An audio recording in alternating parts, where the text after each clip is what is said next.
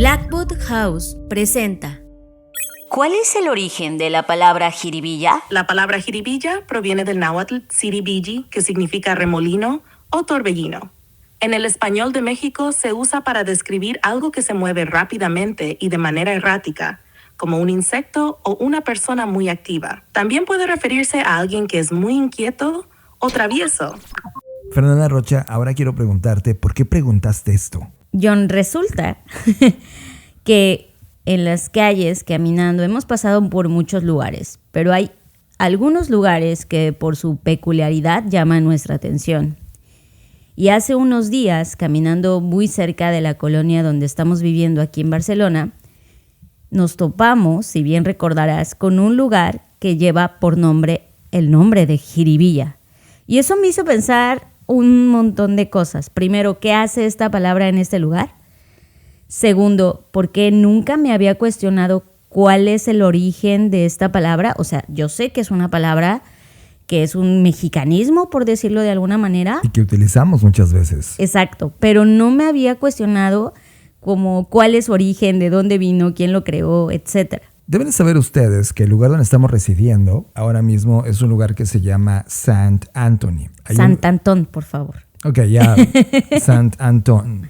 Hay un mercado muy lindo que está a dos calles de donde estamos nosotros, y hay una calle atrás que evidentemente pasa enfrente del mercado, pero me refiero a atrás, es como por dentro de la colonia, que es una calle que nunca vas a olvidar, que se llama Comte Borrell. Sí. En ese lugar que es caminable además, y que de hecho todo Barcelona tiene en sus barrios o colonias estos lugares caminables.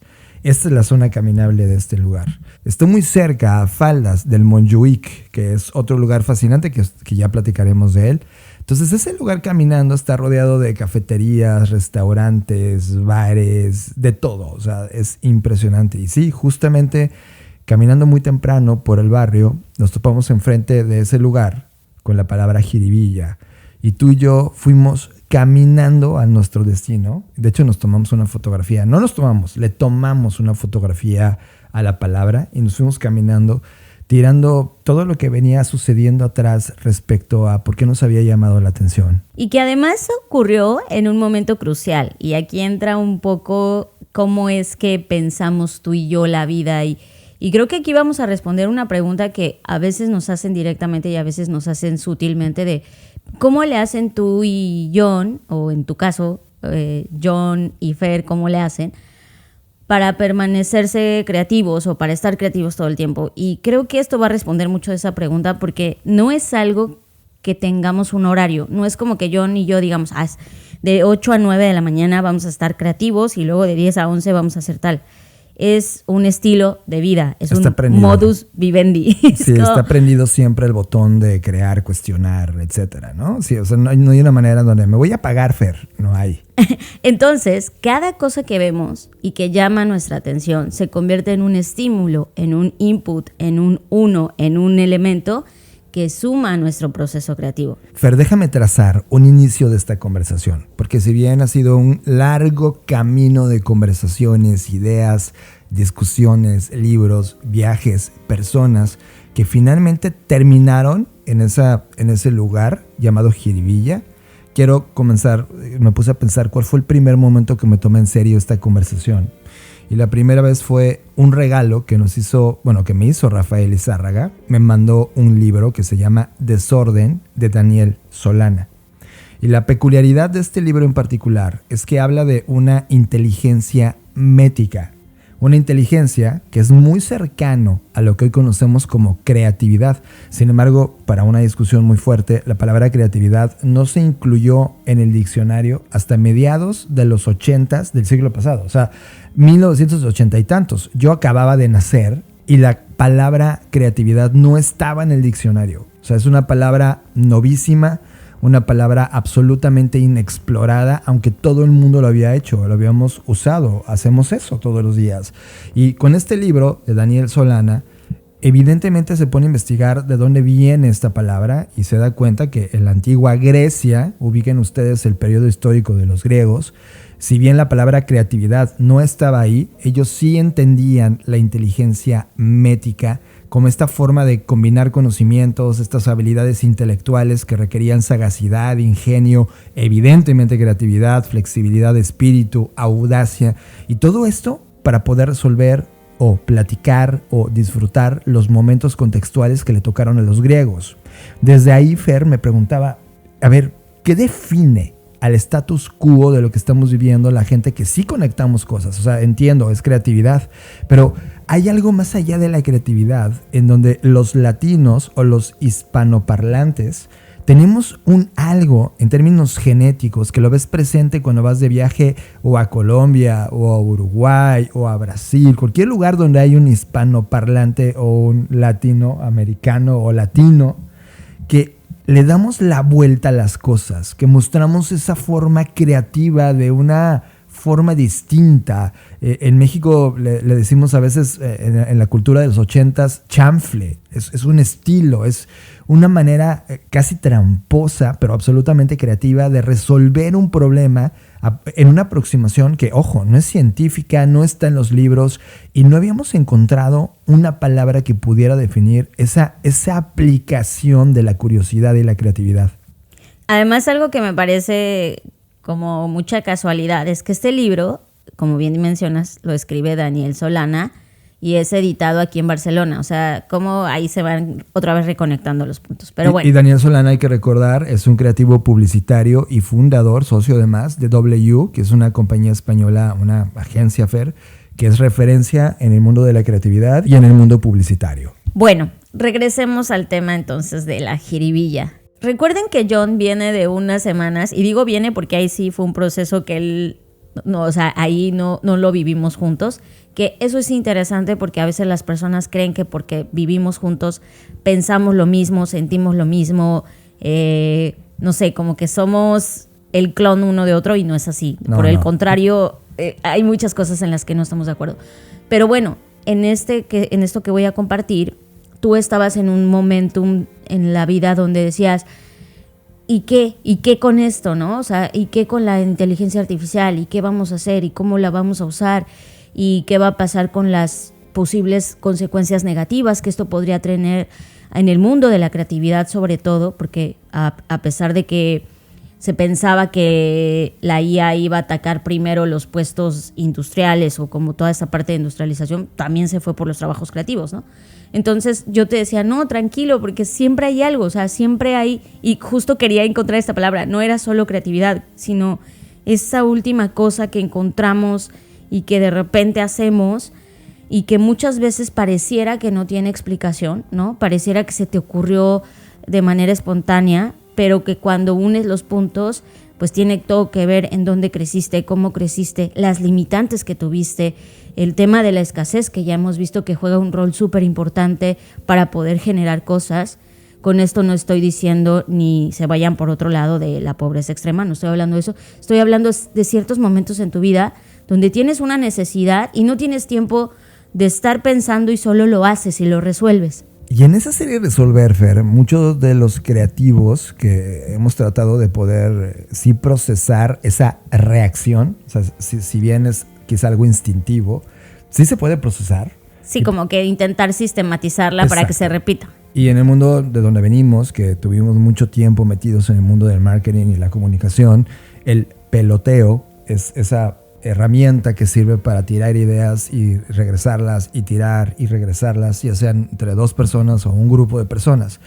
En ese peloteo, que es algo que a mí yo no soy tan fan, pero que se sigue usando en el 90% de los casos allá afuera, lo que está ocurriendo es que estás creando estas tesis y antítesis hasta llegar a algo, a una idea.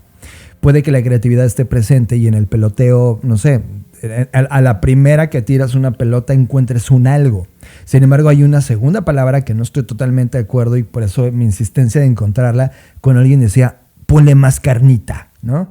Y ese término de ponerle más carnita no me decía nada. Es como de, ¿qué significa? O sea, como que la gente volvía a pelotear, volvía a darle una segunda, tercera, cuarta, quinta, las necesarias, hasta que encontraban esa idea final, ¿no?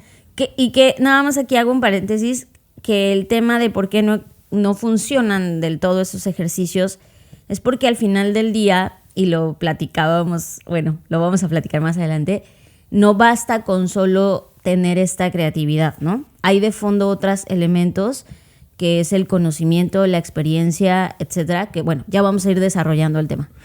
Y para cerrar como este marco teórico inicial, hace un par de semanas estaba en la ciudad de Medellín, Colombia. Saludos a la gente de Colombia que siempre está en mi corazón y a los que nos volvimos a reencontrar, a Daniel, a todo el equipo, wow.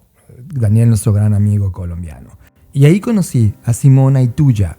Es la directora ejecutiva de Blue Orange, una empresa de estrategia e innovación que trabaja para el Fortune 500. Y hablaba de un concepto que se llama Yugad.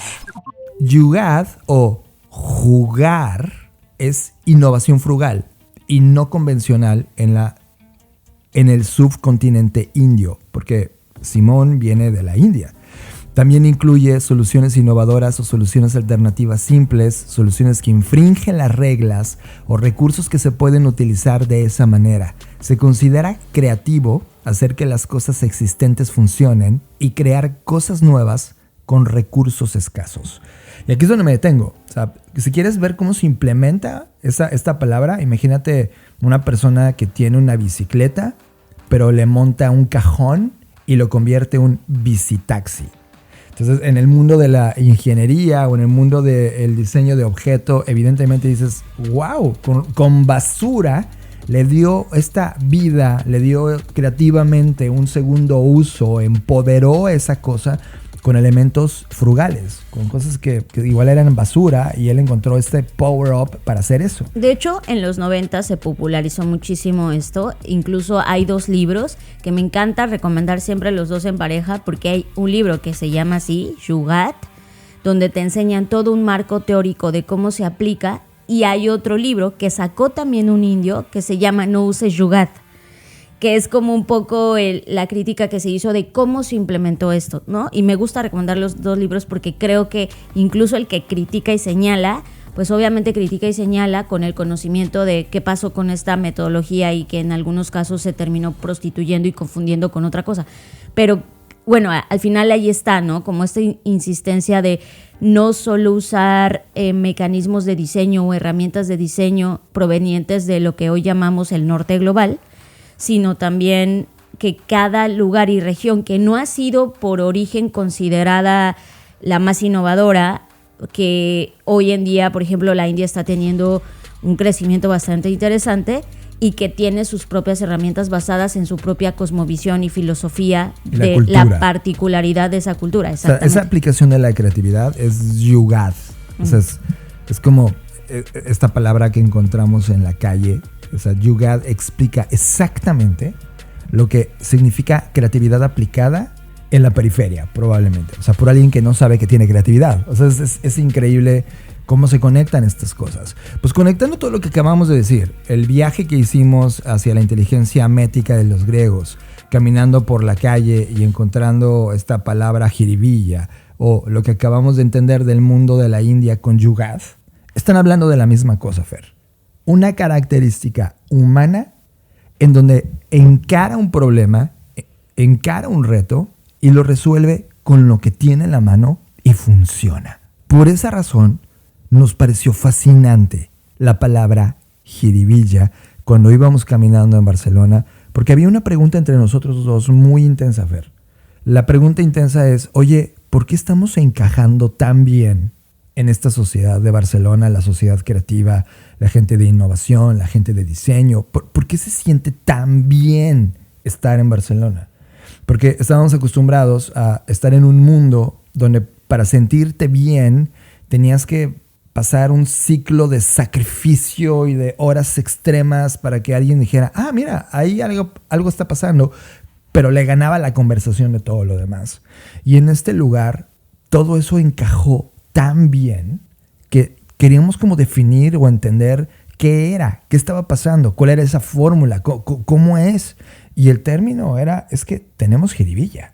Y creo que eso se terminó de confirmar cuando las personas a quienes conocimos en diferentes eventos y sucesos que seguramente en el futuro platicaremos, nos decían como, es que tienen una forma muy peculiar o muy chistosa o muy distinta. Usaban diferentes adjetivos calificativos para tratar ellos mismos también de expresar cómo nos percibían y cómo nos veían y cómo veían nuestro actuar y nuestro proceder y nuestro performance ¿cómo se dice? En el estrado o en una conferencia, etc. O en la clase, o en la conferencia, o en colaboración con alguien, etcétera. Entonces, más allá de nosotros como decir, oh, sí, qué bien, ¿no? Como que siempre estamos preguntando, bueno, ¿y eso qué significa, no? O sea, como en nuestro ímpetu de poderlo mejorar, perfeccionar, aprender, contrarrestar puntos de vista, pues nos caía, como tú dices, como raro que habría este conjunto, como si yo lo viera en nubes de palabras clave, había siempre esta constante. Y entonces ahí fue cuando lo entendimos. Claro, se refieren a esta jiribilla, en donde la forma en la que presentamos es peculiar, porque es algo que hemos ido desarrollando a lo largo de los años. No es que pasó de la noche a la mañana, pero porque tenemos esta particularidad de ver al mundo como si fuésemos niños, pero operarlo como adultos. Entonces estamos en ese vaivén en donde recurrimos a ese niño, esa niña, esa infancia, y tomamos eso y lo traemos al mundo de los adultos y lo convertimos en algo más, y así estamos todo el tiempo. Claro, para ti, para mí, ya se hizo costumbre, ya se hizo algo natural, pero entiendo que para el resto de personas siempre es como un punto de cuestionamiento de, bueno, pero ¿cómo se le hace para siempre mantener este espíritu creativo? ¿Cómo se le hace para tener jiribilla? Obvio, toda esta conversación ocurrió en horas. Ahorita estamos haciendo muy una síntesis. Ahorita llevamos 16 minutos del podcast y esto ocurre en 16 minutos, pero en la vida real fue una días, serie, semanas, meses, yo creo. Bueno, en toda la historia lleva muchos años, pero en esta conversación final de hablar solo de jiribilla, fuimos a nuestro destino caminando y regresamos caminando y ya teníamos hambre y volvimos a pasar enfrente y fue cuando nos dimos cuenta que era un restaurante y entramos al restaurante. Claro, pero ahí es donde se va conectando la historia y cociendo este gran platillo, porque vamos a hablar de eso. Cuando regresamos, no nos quedamos con la duda, entramos y no estaba abierto. No estaba abierto. Estaba abierto el restaurante, podías pasar. Pero no había comida. No había servicio. Exacto, no había servicio, es correcto. Entonces ahí conocimos a Hugo y Hugo nos dijo, no, amigos, a esta hora no hay servicio, pero vengan. Pero la escena es tipo El Padrino. O sea, claro. Hugo está tomando un buen vino con personas que no conocemos y él se para, nos atiende y le preguntamos, ¿está en servicio? Claro, porque además, o sea, estaba como medio bajando la cortina y había una puerta y tú siempre me dices, hay que entrar. Y yo soy más cohibida de, no, pero es que no se puede entrar, está prohibido. Y tú ya entra. Entonces entramos como quien entra a una cantina, ¿no? O sea, abriendo la puerta así de, ya venimos. Con mucho respeto, pero haciéndoles saber también con la pregunta de, oye, ¿esto está en servicio? Y Hugo de manera muy amable nos dice, no, pero sí lo va a estar, ¿no? Si vienen a partir de las 8 de la noche, vengan, pregunten por mí y les con mucho gusto les doy una mesa. Y fue de, ok, perfecto. Y nos salimos del lugar. No, espera, hubo una conversación clave ahí, porque la razón por la que nos atrevimos a entrar es porque había un platillo que leímos de Pok Chuk, pero con un ingrediente local. Y fue exacto. Como, a ver, espera. Entonces, ¿qué es esto? ¿Un restaurante mexicano? Y eso fue lo que nos atrapó. Bueno, entramos, pasó lo que tú ya comentaste.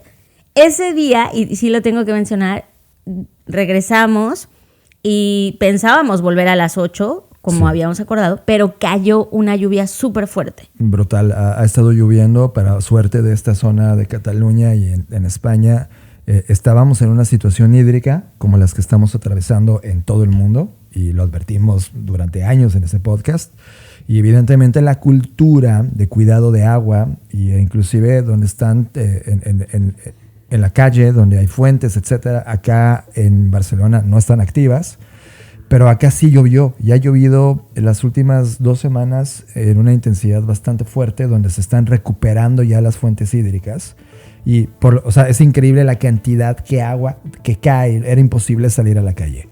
Entonces, como era imposible, pues ya no fuimos. Y dijimos, ching, qué mala suerte. Bueno, al otro día nos tocó dar clase, fuimos a dar clase. Y de regreso, igual, la misma pregunta de, tengo hambre, ¿qué comemos? Y en ese momento fue cuando dije, pues vamos a Jiribilla. Porque deben de saber algo. Damos clase de 5 de la tarde a 9 y cacho de la noche. Y tú pensarás que a las 9 y cacho de la noche ya es de noche en Barcelona. No, está de día todavía. Todavía es el atardecer en Barcelona. Entonces, sí se antojan cosas malas en la noche. Es como son las 9 El de la clima noche. es propicio para Sí, es la como de, maldad. oye, pues es que es temprano, creo que son las 9:40. Sí, claro, porque aquí ahorita en esta fase está anocheciendo a las 10 de la noche. Sí, Entonces entre es- 9:30 y tantos y 9:50 y tantos es cuando va entrando la noche. Entonces se siente que es muy joven la noche y ya son las 11 de la noche, ¿no? O sea, Exacto. entonces, pues nos atrevimos a ir a este restaurante Jiribilla. Bueno, pues llegamos, o sea, ni nos preparamos. Si había un código de vestimenta, lo siento, no lo usamos porque veníamos de dar clase y usualmente para dar clase estamos en la mejor, o sea, como que lo más cómodos posibles, ¿no? Sí. Entonces, bueno, ya llegamos y preguntamos por Hugo, llegamos a la barra, preguntamos por Hugo, El lugar estaba lleno. el lugar estaba lleno. Y claro, tú entiendes como, pues no reservé, o sea, no me voy a molestar si no hay espacio porque pues Hugo nos dijo, ¿por qué no vinieron ayer? Ajá, y Nos como que nos reconoció. dijo, ¿por qué no han venido ayer? Y yo Pues porque le dije, llovió, porque Hugo. llovió. Y dijo, déjame ver qué puedo hacer, ¿no? Y ya, bueno, él tomó el tiempo y hizo en una logística lo que se tiene que hacer para abrirnos un espacio, lo cual agradezco muchísimo. Y mientras tanto estuvimos en la barra hablando justo también con el bartender, pidiendo una bebida. Y quien ha escuchado este podcast, no sé si lo he dicho alguna vez, pero lo digo ahora. Yo estoy en búsqueda del mejor Negroni del mundo. Entonces siempre estoy probando nuevos Negronis, etc. Entonces Palabras limpias. Exacto. Entonces yo le dije al chico de la barra que sí, por favor, podría prepararme un Negroni, pero como algo peculiar del lugar. Y ya me dijo, claro, voy a hacerte una versión con mezcal, lo cual me pareció genial, ¿no? Exacto. En ese momento nuestro corazón brilló porque, uno, teníamos muchas ganas de un mezcal. Sí. Se tiene meses de no probarlo. Y que te sugieran en la barra, que además el diseño es espectacular de la barra, que te sugieran algo que tú extrañabas. Sí, fue como... Fue amor a primera vista, amor a primer sabor. Y dijimos, por supuesto. De mi lado yo pedí, si no me equivoco, un old fashion. Y en lugar de whisky me lo sustituyeron por un whisky de maíz, si no me equivoco. Es correcto. Entonces también eso fue para mí fascinante. Luego nos dieron la mesa. A lo largo de la mesa fueron circulando toda una serie de platillos que nos dejaban entender la manifestación entre alguien que tiene la cultura mexicana y además la fusiona con la cultura local, catalana, con lo que hay en este momento en el mercado, y esta fricción de sabores y estos complementos de sabores fusionados en los platillos que iban circulando. Porque además Hugo nos susurró al oído y nos dijo, les sugiero el menú, no sé qué, ¿no? No recuerdo el nombre. Y fue lo que pedimos, a sugerencia de él. Y fue un festín brutal de viajes, sensaciones, experimentos, texturas. Hace mucho tiempo, en este podcast no hablamos mucho de gastronomía. Ya vamos a hacer un show de gastronomía, John. El nuevo es... y vamos a criticar la comida. Ya no es Creative Talks, ya se va a llamar Meal Talks. No sería nada malo porque si no amamos. Para nosotros comer es todo un acto, sí, todo un ritual. No comemos con cualquiera que no valore lo mismo que nosotros. O sea, este ritual de sentarse, probar, dejarte envolver, es para nosotros súper ritual. Entonces, estando ahí, y de hecho la única vez que hemos hecho en este podcast que hemos hablado algo de comida fue cuando fuimos al cielo. En Colombia. En Colombia, claro. que nos cautivó la creatividad de lo que ocurre en la narrativa de ese lugar. Por supuesto, Oaxaca es impresionante, ya les platicaremos de lugares de Oaxaca. Pero este tenía esta síntesis de lo que a ti y a mí nos estaba pasando en las calles de Barcelona. O sea, sí. si nosotros fuéramos un platillo, seríamos esos platillos. Claro. Esta dosis de mexicanidad, de latinoamericanismo, de entender la cocina de Oaxaca, pero también la del norte del país, de entender sus granos, el maíz, etcétera, y fusionarlo con lo mejor de lo que está pasando en la región de Cataluña, y que se casen. O sea, era una boda que es orgánica y que reflejaba exactamente lo que nos estaba pasando en este lugar. Pero que además, John, reflejaba el espíritu de la jiribilla, porque decíamos, claro, esto es como tal, pero con jiribilla, o sea, porque al final no había otra palabra que lo describiera. Era un platillo que reconocías los ingredientes en el que te reconocías a ti en términos identitarios, pero con algo más, y era esa jiribilla, ese giro de tuerca que no esperabas, un sabor, una textura dentro del platillo que hacía que sintieras cosas. Sí, y que además agradecías porque era algo que no habías probado, aunque ya lo conocías bien. O sea, es impresionante. No sé, Fer, es como si un día llego a la casa y te beso, pero tú traes un billet que nunca te pones y conozco este beso, pero sabe distinto, ¿no? Claro.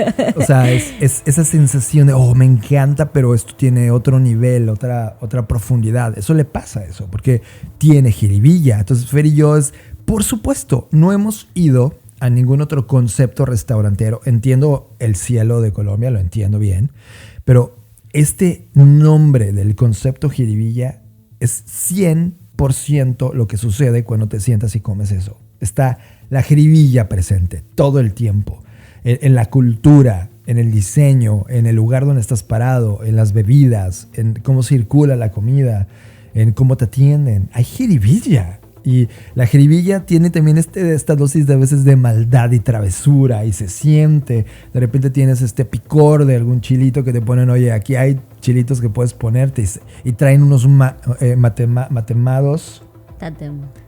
Y traen unos tatemados que provocan una explosión adicional al plato que te han servido. O sea, estos truquitos de nuestra cocina jiribillosa estaban presentes en ese lugar. Y Fer y yo fue en ese momento donde todas estas búsquedas de años y de entendimiento sobre... Es que la creatividad no solo es llenar, el diseño no solo son canvas o procesos que se siguen.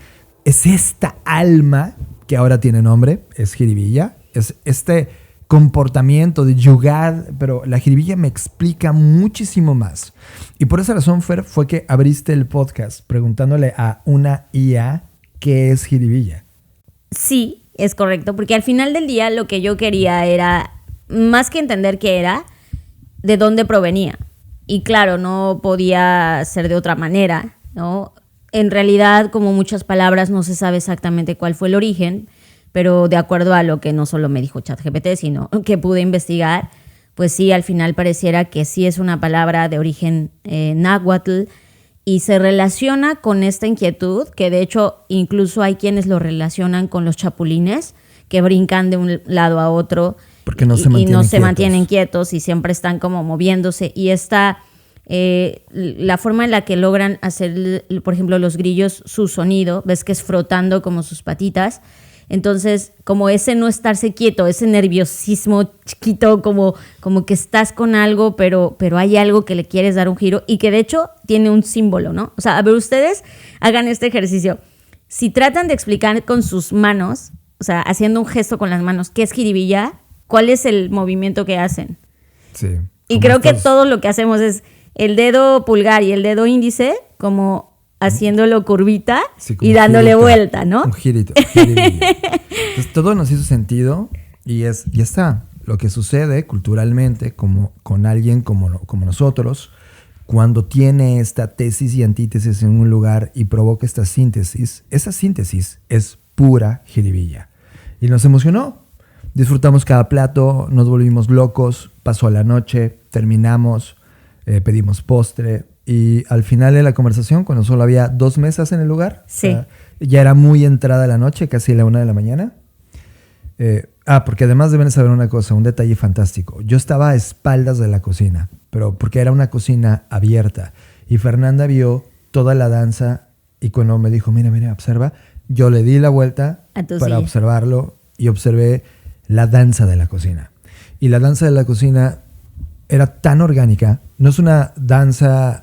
O más bien una cocina donde hay una jerarquía y hay gritos y regaños, donde suena haber mucho estrés. Aquí era una danza de miradas y actitudes y de respeto y sí, de órdenes, pero no una orden que te sintieras incómodo. Era algo que ocurría en este perfecto sincronizado de ellos, el fuego y los sabores. Entonces, al final de la sesión... un chef que nosotros no sabíamos cuál de todos era el chef, pero una persona volteó y le hizo un gesto de gracias. Y el chef se acercó con nosotros. Nosotros no sabíamos que él era el chef. Y resulta que era Gerard. Gerard es un chef que ha trabajado en múltiples proyectos gastronómicos y que a los 12 años se mudó con su familia. Lo mudaron a México, a la Ciudad de México, y a partir de ahí se volvió un chilango. Y conoció toda la cultura que había que conocer de un chilango. Colaboró en varios proyectos en México. Además, estuvo conectado con una serie de proyectos internacionales y cada vez se sedujo más y más y más en la cocina, hasta que ahora regresó de nuevo a la Barcelona, y ahora con toda esta fusión de su conocimiento chilango mexicano, la hizo con esta incorporación de la cultura local, logrando esta majestuosidad. O sea, este restaurante, estamos seguros, porque además tiene no más de 6 meses, dejen que pasen los años, se va a convertir un ícono de la gastronomía fusión entre México, España, y porque es brutal lo que sucede en la cocina. Y además quiero decir algo importante, que es las coincidencias, porque para mí parte de la jiribilla es estas cosas inexplicables que a veces el destino te pone y que no se pueden explicar de otra manera. ¿Y a qué me refiero? Cuando el chef se sienta, porque John dice: hola, me presento, yo soy John Black, bueno, mi nombre es Jonathan Álvarez, ella es Fernanda Rocha, y él se queda como que, a ver, espera. Ustedes son los que cada jueves emiten una cápsula en W Radio sobre futuro, y nosotros así como de, ¿sí? No, es que yo no me la perdía cuando estaba allá, ahora ya nos dijo, ¿no? Que bueno, ahora está en este proyecto, pero que estando en Ciudad de México no se perdía a la Gabriela Barquetín y no se perdía nuestra cápsula. Entonces eso, ahí voy con el tema de la jiribilla, eso nos conectó, porque no solo nos estaba conectando la comida, que por supuesto era el gran pretexto en la mesa, pero nos conectaron estas otras cosas, ¿no? Donde sí, gracias, y me acuerdo que en una frase nos dijo: gracias por decirnos las posibilidades de lo que podría pasar. Y cómo eso te conecta con personas. O sea, yo lo primero que pensé es, claro, nosotros estando en México, en una estación de radio, que sabemos la relevancia que tiene, pero al final del día no sabes exactamente quiénes te escuchan, ni a dónde están las personas que te escuchan, ni quiénes son las personas que te escuchan. Y de repente coincidir, ¿no? en un punto donde él justo está en este proyecto, etcétera. Todo fue como muy... increíble. O sea, era como un guión de película. Era un guión de película, nos dio mezcal y sacó un experimento, ¿no? Porque si bien la cocina ya había terminado, o sea, ya todos los comensales ya se habían ido, solo había 2 mesas que estaban como ya degustando un vino final, nos llevó el mezcal y nos hizo una prueba de chamoy. Sí.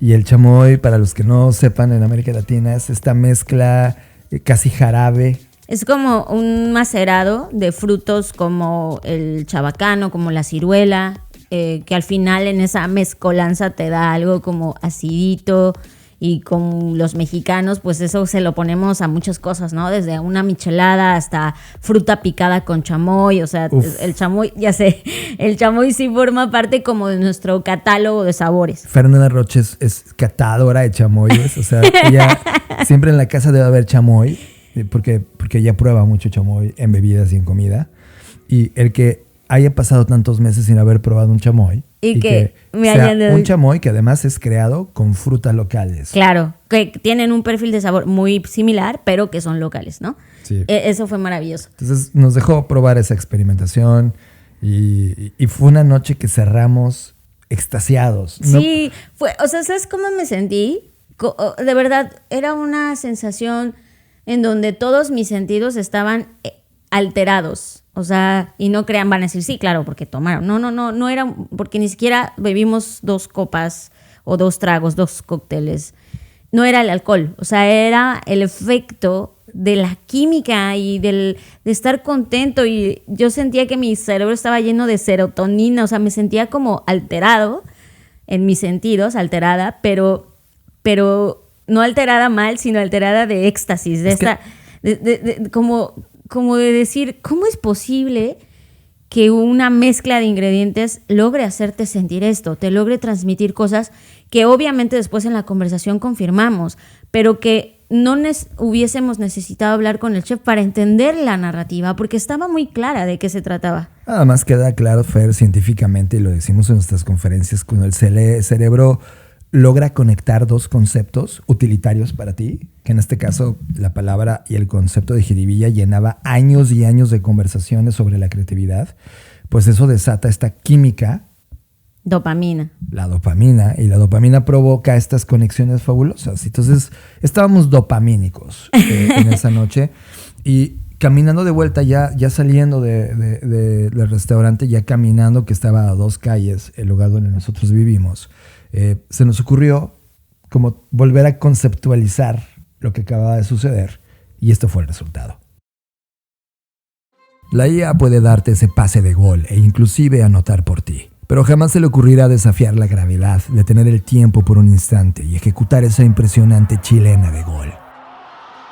La IA puede poner en su base de datos todos los instrumentos del mundo, todos los ritmos, todas las variables de construcción de una sinfonía, pero jamás comprenderá el poder de lo que hacen 2 notas y un silencio. Puedes preguntarle a la IA la receta para preparar cualquier platillo en el mundo, pero nunca entenderá la historia de ese manjar que te hace llorar y te recuerda a casa. A la IA le puedes pedir que escriba poesía, libros, artículos, novelas e historias, pero no es capaz de comprenderlas, sentirlas e incluso conectar con algún significado emocional con ellas. Puede generar construcciones, simular planos y estructuras, pero jamás tendrá la genialidad, valentía y el arrojo de construir nuestras 7 maravillas del mundo antiguo y moderno. La IA puede enamorarte en un chat, pero jamás entenderá ese je ne sais quoi que sientes de ese ser humano que te prende y te encanta. Eso que no tiene la IA y que jamás tendrá es jiribilla. Jiribilla es el foie, El ala español. el ale francés, El vamos carajo. la serendipia manifestada, El acto creativo detonando. la inspiración que te mueve, La maña que resuelve un problema. la audacia, El ingenio. el chanfle, La inquietud. el espíritu del diseño, El alma de la innovación. el lugar en donde las ideas dejan el terreno de lo etéreo y se convierten en realidad. Dicen que la IA viene a tomar nuestros trabajos creativos. Que lo intente, Podrá tomar nuestras ideas, replicarlas, copiarlas, robarlas, plagiarlas. pero nunca obtendrá el pensamiento inicial de crearlas. Porque aquí lo que sobra. Es jiribilla. Estás procesando Creative Talks Podcast con Fernanda Rocha y John Black. Y esto fue así.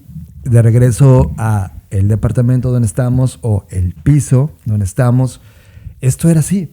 Todas estas discusiones, estos meses de análisis, esos 2 meses de pesadillas, Que tuviste, ¿sí? era noche tras noche, y luego todo el día, y luego la noche, y luego todo el día, y luego toda la noche, pensando sobre IA, el impacto de la IA. Termino por primera vez abrazando un concepto que me convence, Fer. Un concepto que, además, ojo, no es para todos, pero si se puede contagiar al máximo posible, que se contagien. Porque también es cierto que la gente dice, sí, John, pero ¿cuántos son los constructores de esas 7 maravillas? ¿O cuántos de ustedes son los poetas? ¿Cuántos de ustedes son los Hugo Sánchez que hacen chilenas?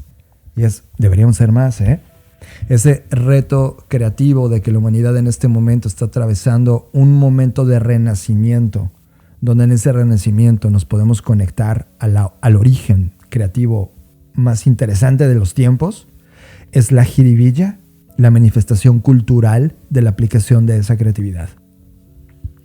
Y que al final del día, y aquí es donde yo quería llegar, porque tuvimos una conversación después de toda esta dopamina, ¿no? Ya que estuvimos más tranquilos, ya que se bajó el efecto de la comida, de las sustancias químicas que alteran el cerebro, y volvimos a pensar al respecto, y aún así siguió convenciéndonos a tal grado que regresamos al restaurante, pero esta vez ya no a comer, sino a platicar y conversar con el chef Gerard Belbert y con Hugo a ver qué estaban haciendo. Pero quiero, antes de pasar a ese tema, a mí 2 elementos que me parecieron provocadores, estimulantes y que coincido con el chef. La primera es que la creatividad no es solo por la creatividad. O sea, tú puedes tener un ingrediente, 3 ingredientes y decir, los mezclo y ya está, esto es creatividad, ¿no?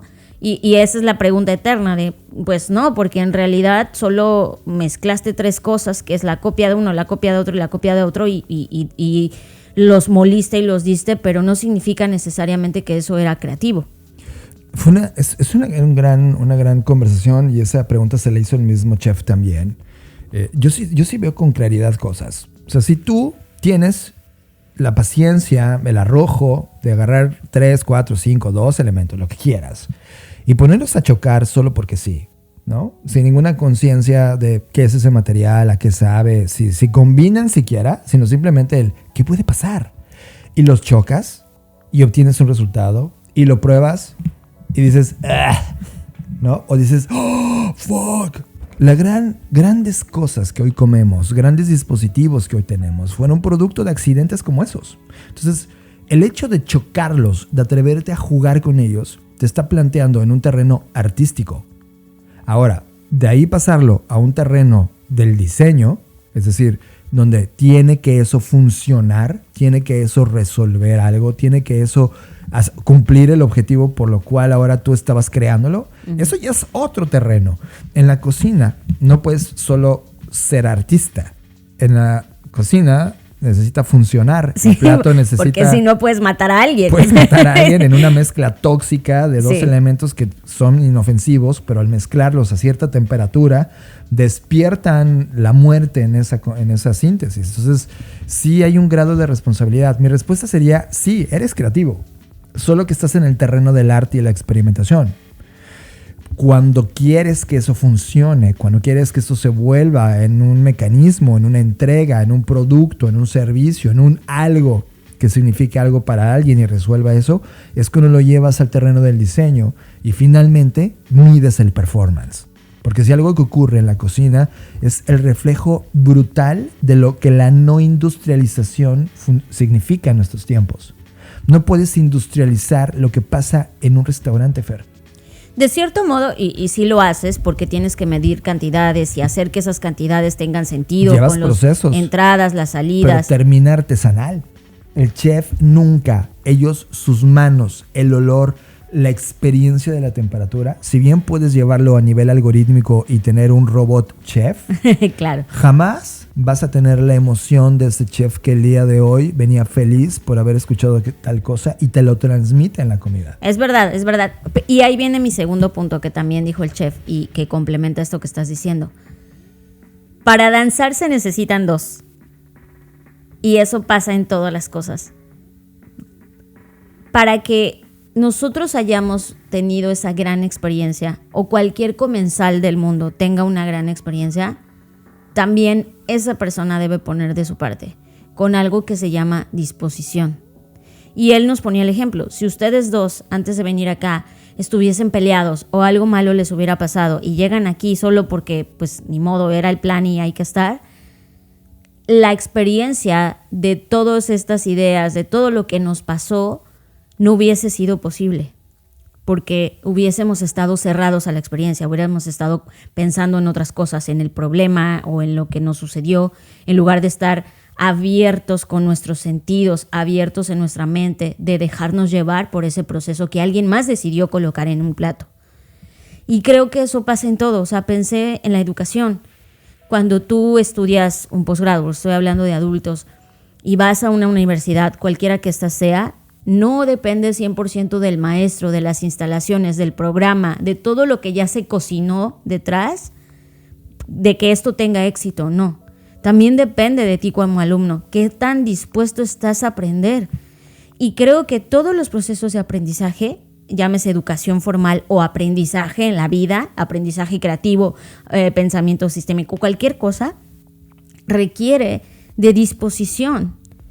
Y eso nos lleva a una conversación que ya habíamos tenido antes en uno de los episodios sobre la autonomía de la atención. ¿Cómo vas a tener disposición si tu atención está en otras cosas? Entonces, tienes que estar dispuesto porque cualquier proceso de aprendizaje es un proceso de cambio y transformación.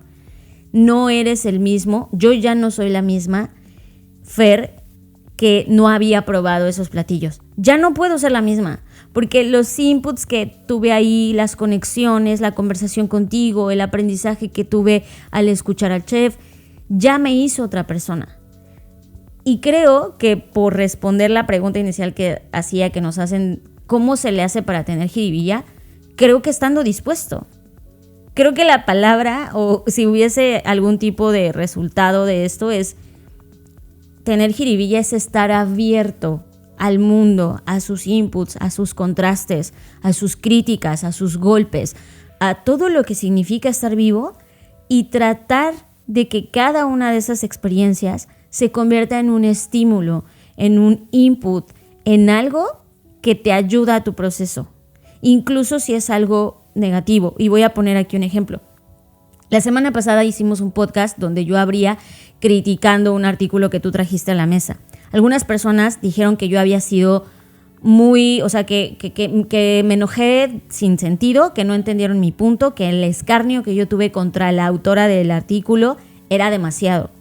Y yo me puse a pensar al respecto, ¿no? Y dije, claro, yo cometí 2 errores. El primero, llamarla niña, y si es cierto, la llamé niña y no debía haber hecho eso porque eso de cierto modo es capacitista y no debería ser, porque la edad no define el nivel de inteligencia que puedes tener. Ese fue mi error. Pero no me retracto porque sigo pensando igual en términos de, sigo pensando que ella está equivocada y sigo pensando que alguien que se dedica a los seres humanos no debería dejar la toalla y decir, bueno, esto lo va a hacer una IA. Por lo mismo de esto que vivimos, yo no me sentiría a gusto si un día el chef Gerard dice, pues ya no voy a cocinar, voy a dejar que un robot cocine. Yo me enojaría con el chef, diría, no puede ser que tires la toalla. Exacto. Sí, es que su cocina, ese era mi enojo. Su cocina es un territorio creativo. Exacto. O con alguien que admiro mucho de cómo ilustra y que de repente un día dijera, ya me rindo, ya voy a dejar que la IA ilustre todo. Ojo, eso no significa, y esa es una parte que vamos a ver en una segunda entrevista con Hugo. O sea, exacto. Si bien esta parte de artesanalidad, esta parte de la creación, esta parte manifestada, esta jiribilla está ahí, el otro lado es la administración de ese negocio. Claro. Y en la administración del negocio, Hugo juega, además tiene un máster en IA que lo aplica de manera brillante para administrar ese negocio. Y eso me encanta porque eso cierra muy bien esta conversación. De hecho, hizo una IA que se llama Jiribilla. Exacto, eso me encantó. Una genialidad. Hugo es genial. Y creo que más bien todos los que están ahí son geniales y cada uno en su genialidad aporta algo al sistema llamado Restaurante Jiribilla, ¿no?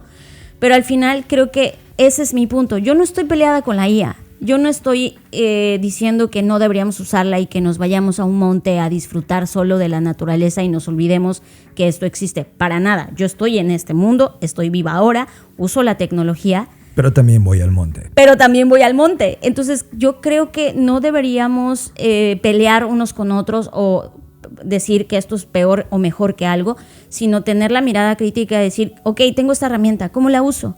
Y creo que, como bien mencionas, la forma en la que Hugo está aplicando en este sistema llamado restaurante la IA me parece increíble, porque al final quien pone la jiribilla es él.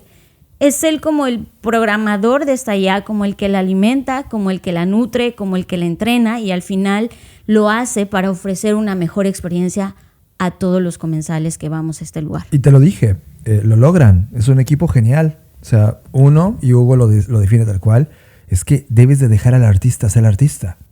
O sea, Hugo entiende el papel que tiene Gerard en todo el concepto, porque es su concepto, es su creación, es su conocimiento.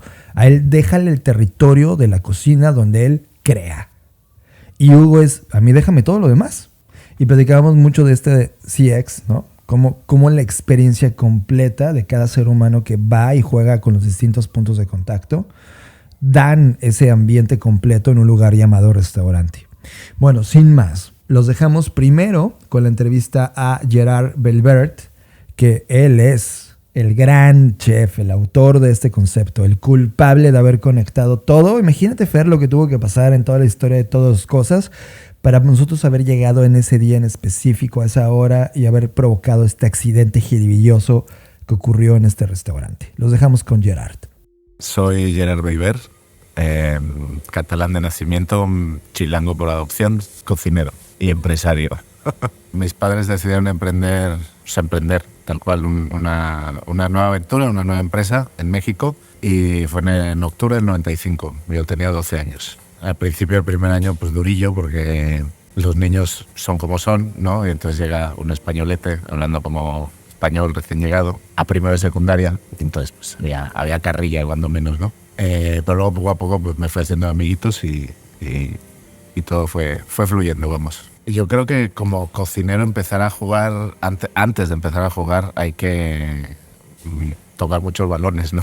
O sea, primero hay que, yo en mi mente, primero hay que aprender mucho, hay que ver muchas cosas para empezar a intentar hacer tus mezclas y decir, pues funciona, ¿no? Y yo creo que los primeros platos que recuerdo así de decir, algún día quiero hacer algo de esto, fue cuando empecé en mi primera cocina, en la primera cocina que estuve, que fue en el Tezca de Pedregal, en el sur de Ciudad de México. Era un restaurante que asesoraba a Juan María Arzac, 3 estrellas Michelin en San Sebastián. Y él iba 2 veces al año y ponía la carta. Los chefs en México como que, o bueno, traía platos, ¿no?, desde el restaurante de San Sebastián, y los chefs en México lo que hacían era como un poco llevarlo a México, ¿no? O sea, si hacían un gazpacho de durazno o de melocotón aquí, allá se acababa haciendo de mango igual, ¿no? Pero como llevarlo un poco al producto allá. Pues el primer plato fue un foie melón, que se llamaba. Era unos ravioles triangulares de unas láminas de melón que llevaban una mousse de foie adentro. Y se acompañaban con unos fideos crujientes, con una vinagreta de nuez, con hojas de nogal y no sé qué. ¿No? Y fue de esos primeros platos que dices, quiero jugar. Después de varios restaurantes y así, empecé a trabajar ya mano a mano, ya nos conocíamos, pero ya mano a mano con Miquel Alonso y con Bruno Teiza en el Vico, que estaba ahí en Polanco. Pues ahí empecé yo como jefe de cocina, ¿no? Sí es cierto que no era meramente un jefe de cocina, porque pues, estaba muy metido en temas administrativos, en temas de servicio, o sea, un poco en la dirección con Miquel. Y poco a poco, pues con los años, y al final el Vico duró 10 años, pues no sé si fue al año 6, año 7 o así, Miquel y Bruno decidieron hacerme partícipe, ¿no? Hacerme partícipe de la sociedad, pues. Y ahí fue como el primer emprendimiento sin serlo, ¿no? O sea, era parte de algo que lo había trabajado, pero pues desde la cocina, ¿no? Y de ahí fue que cuando se acaba Vico, pues, o bueno, justo antes de acabar Vico abrimos otro restaurante, ahí se llama Miquel y yo. Y justo cuando acaba Vico o va a acabar Vico, se abre el otro, también Miquel y yo, ¿no? Lure y Comer. Pues el aprendizaje, a ver, yo creo que cuando aprendes sin riesgo es de alguna manera más fácil, ¿no? Entonces, sí, estaba en una posición de tomar ese tipo de decisiones o que las tomara Miquel conmigo o estábamos ahí, vemos. O sea, me refiero sin riesgo porque pues, al final no es tu dinero. Por un lado, lo cuidas mucho más por lo mismo, porque no es tu dinero. Entonces, obviamente, tienes que, si quieres seguir creciendo y seguir creciendo con estos socios que han decidido apostar en ti, pues les tienes que dar resultados, ¿no? Pero a la vez, pues también decir, bueno, pues si se pierde, se perdió, es una gran pérdida, no sé qué, pero pues su bolsillo está donde estaba, ¿no? Siendo que por un lado te da más angustia y todo, porque, insisto, no es tu dinero y hay que cuidarlo de los demás. Pero a la vez dices, pues bueno, ya fue. ¿No? Es como esa, no sé, esa dualidad que luego cuando inviertes tú dices, o sea, ya va más en serio. Cribilla fue la oportunidad de hacer un cambio de vida radical, ¿no? Después de 28 años en Ciudad de México, regresar a mi ciudad, a mi nueva ciudad, ¿no? Porque sí es mi ciudad, pero 28 años después sí había venido, pero no había vivido en ella. Entonces, 28 años después, pues sí, es otra ciudad, ¿no? Sí, con sus esquinas, sus cosas que recuerdo, pero es otra ciudad. Pues Jiribilla es una oportunidad para darme a conocer también aquí en mi ciudad. Pues es mi segunda casa hoy en día, ¿no? Y es donde queremos que la gente conozca un México pues diferente al que se ve por aquí, no desconocido, pero diferente. Me costó muchísimo bautizar este espacio. Pasé por todos los dialectos y palabras que llevan a la cocina mexicana, como ha hecho, yo creo, cualquier persona que ha abierto un restaurante mexicano en su vida, ¿no? Y como no queríamos ser un restaurante mexicano más, pues tampoco lo podíamos bautizar como un mexicano más. Y no podíamos buscar ¿Cómo se llama maíz en zapoteco? ¿Cómo es agua en maya? ¿Cómo es? ¿No? Entonces, al final, hablando del tipo de cocina que me imaginaba que haríamos, me salió en una conversación como decir, no, pues es como una cocina mexicana, pues como con un poco de jiribilla, ¿no? O mezclarla con lo que soy yo, que al final soy catalán. Y de ahí salió. Y cuando dije eso y este gesto, ¿no? Que bueno, que en un podcast es difícil de... Pero este gesto, pues es como jiribilla, ¿no? Va de la mano. Es como... Y cuando dije, hostia, pues es una cocina mexicana, pues como con jiribilla, juntando con Cataluña, dije... Pero casi se pararon las orejitas, ¿no? Y dices, bueno, creo que ahí está la palabra. A ver, como todo nombre de restaurante, al final suena raro. Al principio, perdón, suena raro y la gente se tiene que habituar, y más si es una palabra que no conoce, porque aquí me cuesta, la verdad, que el jiribilla, ¿cómo? Al principio los proveedores, cuando te traen escrito el nombre, no sé, la caja de verdura que trae el nombre escrito, había diferentes variaciones de la palabra jiribilla, como chiribilla, jirimilla, ¿no?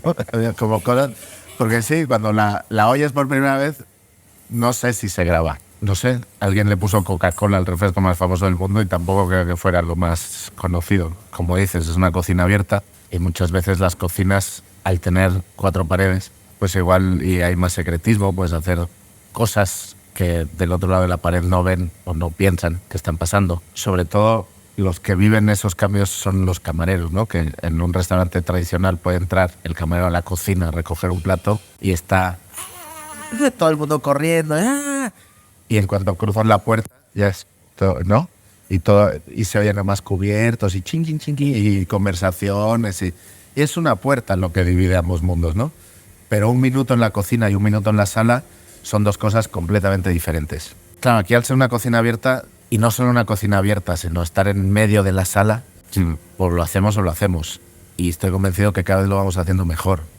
Hay días que no lo hacemos bien, ¿no? Hay días que las mesas llegan como llegan, se te juntan 5 o 6 y por más que quieras bailar, te estás tropezando todo el rato realmente, o estás pisando a tu pareja, ¿no? Hay servicios más bonitos que otros. Y yo creo que con el transcurso del tiempo, los bonitos tienen que ir ganando a los otros. Ahora, bueno, pues hay días de todo, la verdad. Pero es parte del proceso de asentamiento de un restaurante, yo creo. Pues que ahora yo creo que tenemos ya un equipo de cocina donde ya llevamos unos meses, o sea, las personas que estamos hoy. Y quieras que no, se nota, ¿no? Porque ya, como dices, con una mirada igual dices, él va con la lubina, ¿no? Y otra cosa es que la cocina no está dividida como tradicionalmente una cocina. Sí es cierto que al ser una isla y tener 4 lados, pues casi que cada lado se encarga de unos platos, pero todos hacemos de todo. Y igual un plato que saca, no sé, carnes, o bueno, en los platos fuertes, parte de las salsas se hacen entrantes, ¿no? Entonces eso hace que también estemos más unidos y forcemos a que haya más comunicación. Para mí era importante abrir el restaurante, ¿no? Y entonces, un mes antes de abrir, estuvimos Manuel, que es el jefe de cocina, y yo en la cocina, mientras aquí pasaba obra y no estaba la sala lista. Pues Manuel y yo estábamos en la cocina diseñando la carta y probando y haciendo y demás, ¿no?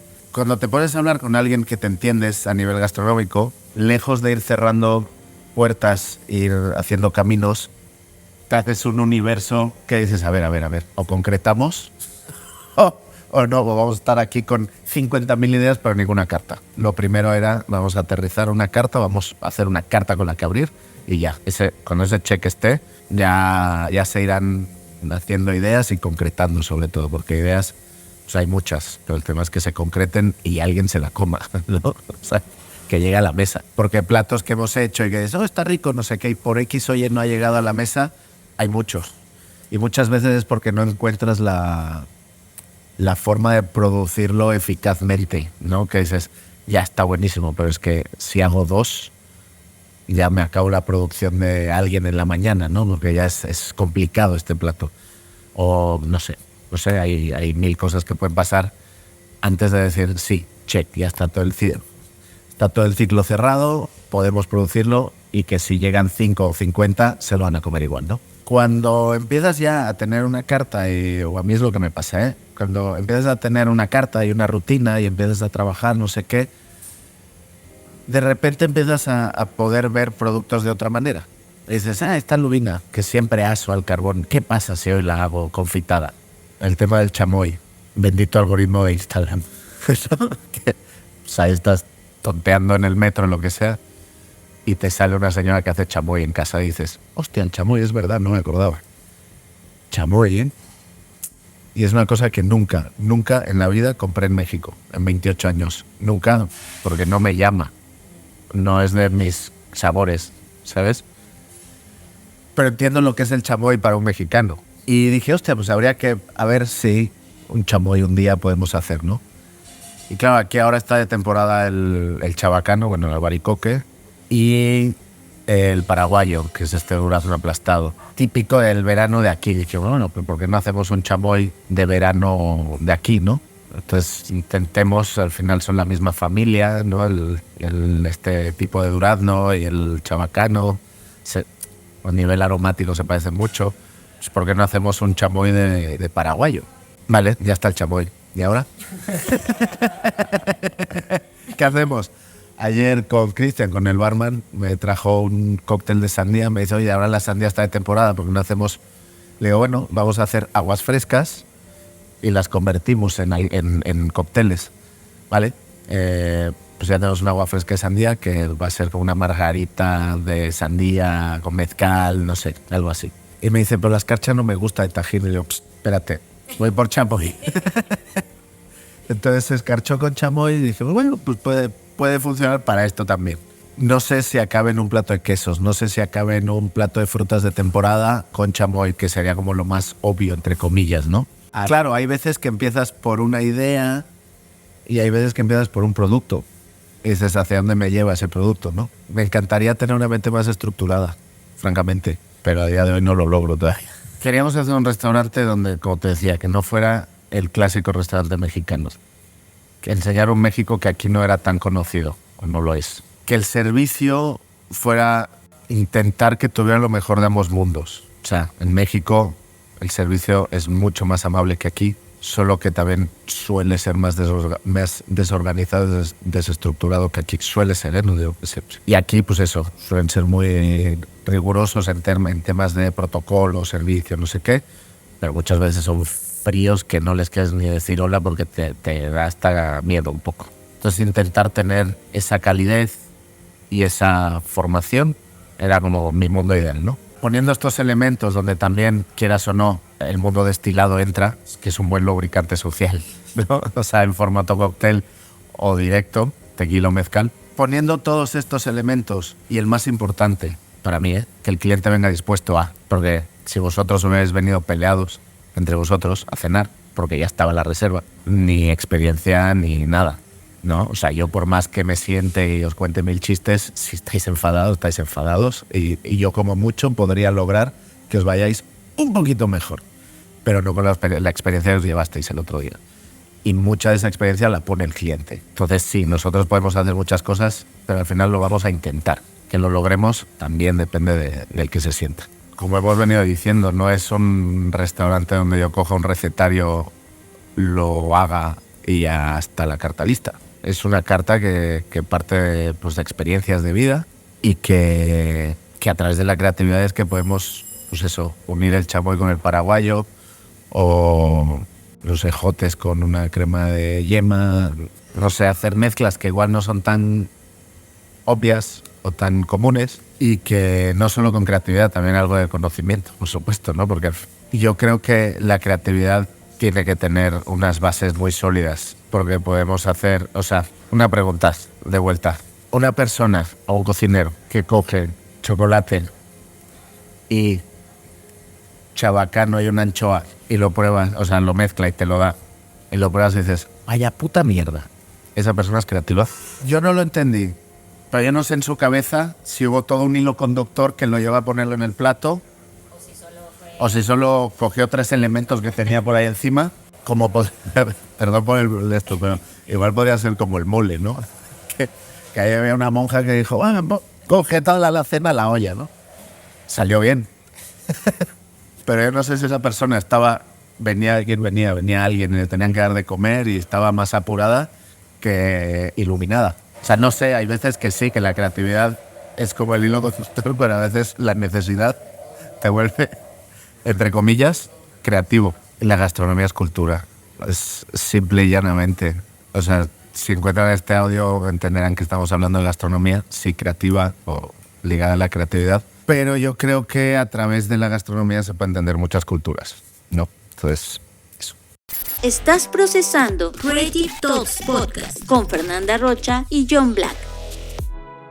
Ya lo escucharon. Y ahora hablamos con Hugo. Me llamo Hugo Rodríguez, soy el jefe de sala y sommelier de Jiribilla y estoy en el mejor restaurante mexicano de España. Vine aquí a trabajar, no conocía nada de la cocina mexicana, o desgraciadamente solo conocía el Tex-Mex, y llegué aquí, vi toda la preparación que tenían, y entonces lo que fue, me dediqué durante una semana a comer y cenar en restaurantes mexicanos, y entonces entendí dónde estaba. La inteligencia artificial, aunque está en sus primeras fases, es un niño, es un bebé, ¿vale? Lo que te ayuda, te facilita muchas veces es a esos procesos autónomos o automáticos que tiene la hostelería. Sí, hay muchos flancos dentro de sala, también en cocina, pero sobre todo en sala, que es lo que domino yo, en automatizar, es decir, en hacer horarios, escandallos, inventarios, en hacer maridajes, en cómo cubrir bien los horarios de un restaurante, en qué platos son los que más éxito tienen. Por ejemplo, el menú selección que probasteis vosotros es una interacción que he tenido yo con la inteligencia artificial, básicamente extrayendo cuáles son los platos que más referencias o más se mencionan en las redes, que más se consumen en el restaurante, que mejor feedback tengo por parte de los clientes, ajustando unos parámetros como el precio, cantidades, etcétera, etcétera.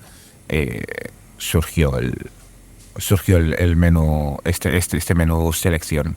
Entonces básicamente es un juego donde tú educas a la inteligencia artificial con tus parámetros y tus necesidades, y es un constante aprendizaje tanto para la inteligencia como para el que la usa. O sea, es un trabajo en equipo. Ten en cuenta que el equipo de sala realmente somos los trovadores. O sea, el poeta es el chef y el equipo de cocina, ellos hacen poesía y nosotros simplemente la cantamos. Entonces tú puedes hacer el mejor producto del mundo, pero si no tienes una buena herramienta de marketing detrás, ¿vale? No funciona. Da igual, no puedes hacer lo mejor del mundo, pero si no lo vas a conocer, eres un genio incomprendido o eres un genio olvidado. Al fin y al cabo, la gente que trabajamos en sala somos comerciales a puerta fría. Vamos a una mesa, alguien que no nos conoce de nada, ¿vale? Y tenemos muy pocos segundos en llamar la atención, en que nos presten atención, ¿vale? Que luego esa atención se enfoque en la comida, y cuando ha acabado la comida se vuelva a enfocar en el equipo humano que hay detrás de cada uno de los platos que han disfrutado. Y eso la inteligencia artificial me ha ayudado, como generando chatbots o generando una inteligencia artificial que le lleva el nombre del restaurante, en el cual le he pedido o la he nutrido de herramientas, tanto a conocimientos técnicos a nivel teórico de cocina y sala, no solo de cocina mexicana, sino de gastronomía en general, y le he inculcado también, o la he nutrido de información a nivel de marketing. Es decir, he utilizado campañas publicitarias, empresas de marketing, influencers, foodies. Entonces le he hecho que coja todo ese abanico, lo agite, coja una shaker, me lo agite, y entonces a base de jugar con ella y indicarle esto sí, esto no, lo quiero de una forma, lo quiero de otra, aprende mi lenguaje como ser humano y entiende dónde estoy, y me ha ido dando parámetros, me ha ido enseñando cómo es el camino, entonces yo he ido corrigiendo ese camino para llegar a buen puerto. O sea, el chat que he creado, ¿vale? He utilizado School GPT, he utilizado muchas herramientas.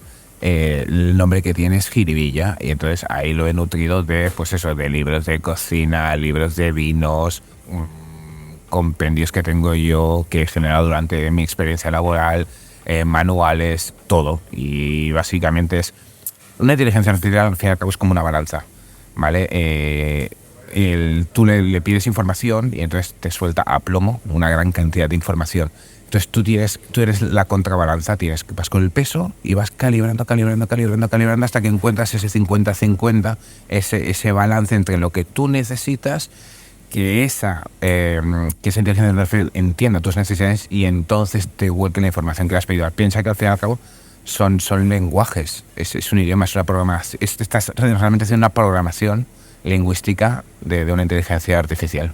Estás escuchando Creative Talks Podcast con Fernanda Rocha y John Black. Ya los tienen, Fernanda. Estos dos seres humanos son culpables de esta síntesis que tardó años y años en madurar y que ellos a su vez en un camino de más y más años terminaron en esto llamado jiribilla. Solo como parte sintética, Fer, y después de haber estado, y seguramente vamos a seguir estando, y lo digo como sacando el aire, porque yo tenía 1000 planes para estar en Barcelona. O sea, quería meterme y trabajar 6 horas en un libro y nunca pasó, porque estábamos trabajando 12 horas en este curso. O sea, estoy cansado. Hoy en este momento me siento cansado, agotado, pero en la misma dimensión, feliz y pleno. Y lo que descubrí es que de cara a ti y a mí, y ojo, como humano, has venido escuchando este podcast, espero, y si no, bienvenido al podcast si es tu primera vez.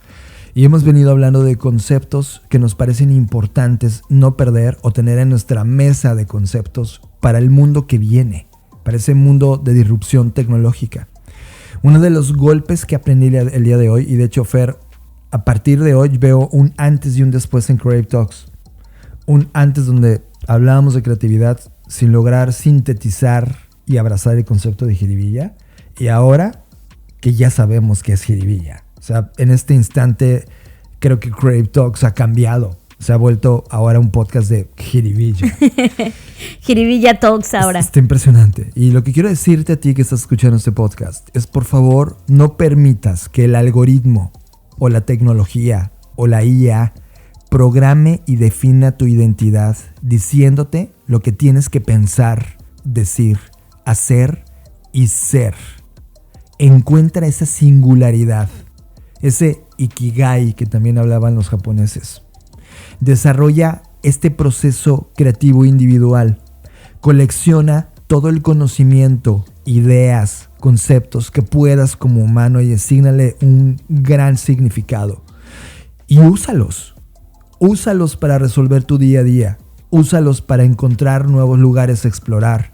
Úsalos para poder romper el status quo que de repente nos intoxica y que te vuelve en un molde replicable. Úsalos para ser ese tú que solamente es posible siendo tú. Y una vez que lo encuentres, cuando lo apliques, cuando resuelvas, cuando experimentes, cuando juegues, cuando falles, eso que estarás aplicando es pura y absoluta jiribilla. Creo que al final del día, John, me recordó muchas fases de mi vida, y en esa visión de esas diferentes fases, lo único que logré visualizar y reflexionar es que los objetos que he tenido alrededor de mí han cambiado. O sea, recuerdo un piso sin azulejo, ¿no? Un piso de tierra, y luego un piso de azulejo, y luego una comodidad, y luego... Pero en esencia, yo siempre me he sentido con hambre, con este ímpetu, con este deseo, con esta curiosidad, sin importar si tenía un teléfono de marca o no lo tenía, mi curiosidad estaba ahí. Hoy en día estoy agradecida porque tengo herramientas, tengo la capacidad y la habilidad y el privilegio de estar en otro lugar, en otro país, lo cual sé que no muchos tienen acceso. Y cada cosa que hoy tengo la reconozco porque no la tenía, porque no la tuve, porque no nací teniéndola. Y quizás por esa razón la valoro más. Pero a lo que voy es que la constante en mi vida, ¿no?, soy yo, mis ideas. Y sé que eso puede sonar obvio, claro, la constante en tu propia vida eres tú, pero a veces lo olvidamos. A veces creemos que la constante en nuestras vidas es el contexto, o son las personas, o es la familia, o las posesiones que tienes. Exacto, y en realidad la constante en tu vida eres tú mismo, que puedes evolucionar y que puedes transmutar y que puedes transformarte en otra persona, por supuesto, pero esas cosas que te hacen ser tú siempre están ahí. Y a veces están guardadas, a veces están almacenadas por muchas circunstancias, por muchos motivos, pero creo que llegó el momento en salir de ese cascarón, ¿no? Como decir, ok, este soy yo y me reconozco con todo y lo bueno y lo malo. Es decir, a veces también huimos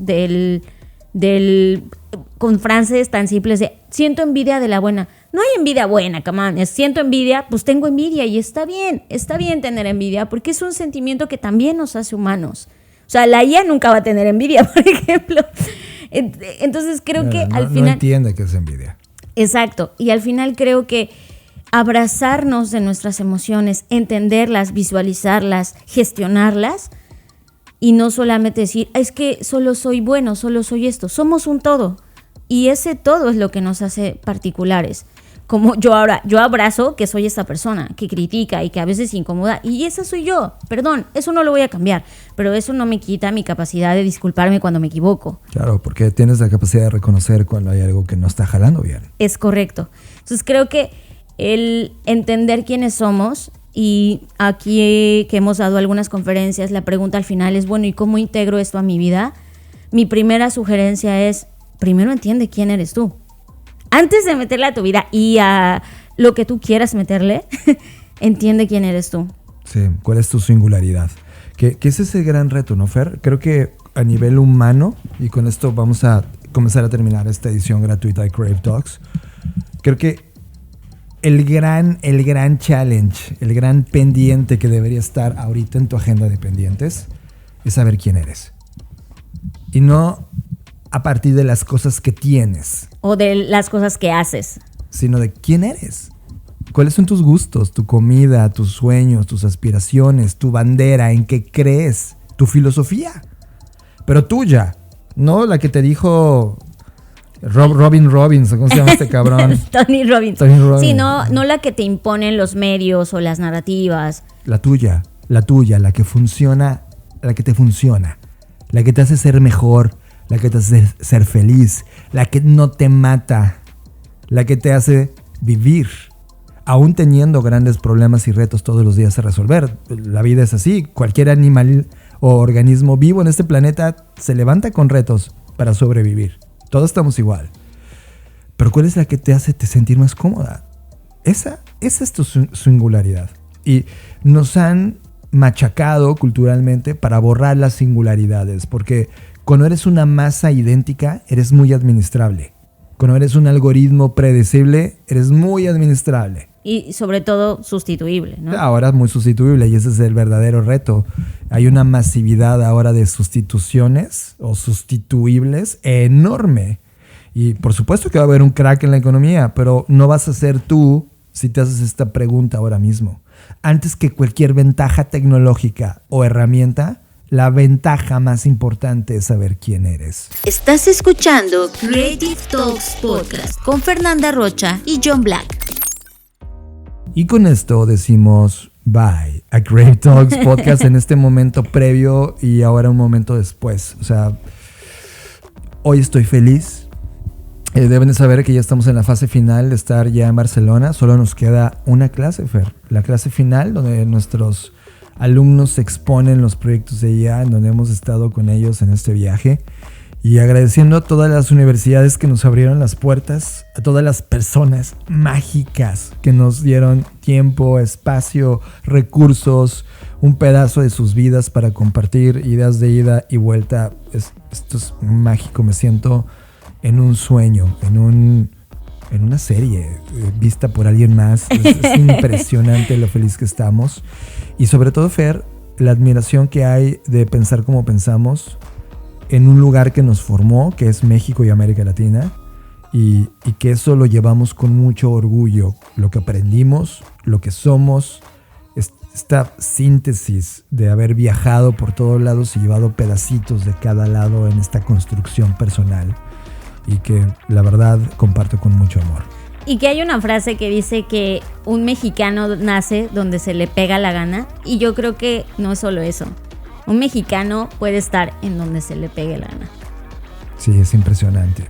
Gracias por estar ahí en esta edición de Creative Talks Podcast. En verdad es un placer hablarte y debes de saber que hay una versión extendida donde vamos a hablar de algunas cosas adicionales a esta conversación que nutrifican, es muchísimo más valioso el gran cierre y cómo puedes llevarte todo este conocimiento a tu día a día. Si no eres parte de Patreon, te estás tardando mucho. Oigan, sí, ya, ¿qué pasa? Algunas personas pusieron carita triste porque subimos una historia a nuestro Instagram de Blackbot donde decíamos que hay contenidos exclusivos en Patreon. Y pusieron carita triste y yo, no estén tristes, mejor suscríbanse. Porque este esfuerzo que hacemos, evidentemente que es un placer porque nos encanta compartir ideas, pero este esfuerzo que hacemos acá, llevamos 200 y tantos, más de 250 episodios. Y este esfuerzo adicional que estamos haciendo en entregar contenidos adicionales, de verdad créame que vale la pena pagarlo. Porque tenemos diferentes niveles de suscripción. Y en el básico, que es como cuando vas empezando y no quieres como entrar de lleno y no te quieres abrumar y quieres ir de poco en poco, tenemos este contenido, digamos que adicional en cada episodio. Y lo que quiero decir es no lloren porque no vamos a dejar de hacer Creative Talks Podcast gratuito, pero sí estamos como que iniciando un nuevo nivel en los otros episodios que hacemos. Sí, deben saber que hay un magazine review, hay contenidos sonoros, va a haber programas especiales. Ahora que regresamos ya a nuestro laboratorio, estudio en México, pues ahora vamos a tener plenitud de tiempo para volver a acelerar y poner todas las conclusiones que tenemos acá. Es decir, vienen tiempos dorados de conocimiento creativo, de innovación, de diseño, de futuros y negocios, que te estás perdiendo esa oportunidad y de verdad es oro molido. Sí, hay suscripciones básicas y está nuestra súper suscripción que incluso esa te da acceso a nuestros talleres, que por cierto, quiero hacer mención porque no lo he podido mencionar, siempre se me olvida. El próximo mes arrancamos el mes con un taller de análisis y de tendencias estratégico. ¿Qué quiere decir esto? La gente me pregunta, ¿y cómo capturas tendencias? ¿Y cómo las llevas a la práctica? ¿Y cómo le puedo hacer para yo hacer mi propio reporte de tendencias? Bueno, pues de eso se va a tratar el taller, de que tú puedas entender cuál es un proceso adecuado e idóneo para analizar, cazar y utilizar tendencias de manera estratégica y lo puedas aplicar a tu proyecto, a tu compañía, a tu persona, a tu vida o a lo que tú quieras.